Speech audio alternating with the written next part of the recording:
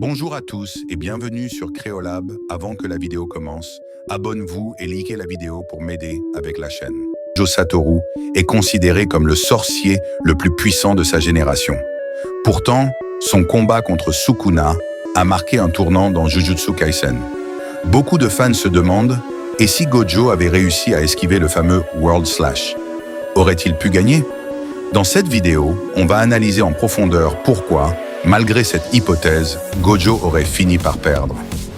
Le World Slash est une attaque qui transcende l'espace lui-même, ce qui lui a permis de contourner l'infini de Gojo. Même si on suppose que Gojo parvient à l'esquiver, cela ne règle pas le problème de fond. Sukuna a démontré qu'il pouvait répéter ce genre d'attaque. On ne parle pas d'un coup unique, mais d'une capacité intégrée à son arsenal. Autrement dit, esquiver une fois ne garantit pas la survie sur la durée. Le combat n'était pas seulement une question de technique spéciale. Sukuna a plus de 1000 ans d'expérience, une compréhension des techniques occultes bien plus profonde que celle de Gojo. Il a montré une adaptabilité redoutable. Il étudie, il s'adapte et il exploite les faiblesses de ses adversaires au fil du temps.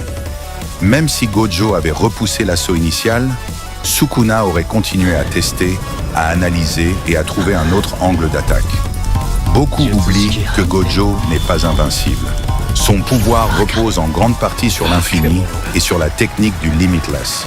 Mais ses capacités exigent une consommation énorme de ressources et une concentration constante. Face à un adversaire comme Sukuna, capable d'user son énergie sans faillir, Gojo se retrouvait forcément désavantagé à long terme. De plus, le Six Eyes permet une optimisation de l'énergie, mais cela ne signifie pas qu'il est inépuisable. Sukuna, lui, possède une réserve monstrueuse grâce à son statut d'archi-malveillant. Un autre facteur est souvent négligé, le mental. Sukuna est un stratège. Il n'a pas seulement cherché à surpasser Gojo en force brute, mais aussi en psychologie. Tout au long du combat, il a imposé son rythme, choisi le terrain et orchestré l'échange de coups de façon à épuiser Gojo. Même sans le World Slash, Sukuna aurait fini par pousser Gojo dans une impasse où la moindre erreur aurait été fatale. En résumé, esquiver le World Slash n'aurait fait que retarder l'inévitable. Sukuna avait trop d'avantages. L'expérience, la puissance brute, la stratégie et surtout la capacité à s'adapter. Gojo reste un personnage légendaire, mais face au roi des fléaux, même lui n'avait pas la victoire assurée. Et vous, pensez-vous que Gojo aurait pu s'en sortir malgré tout? Partagez vos avis en commentaire.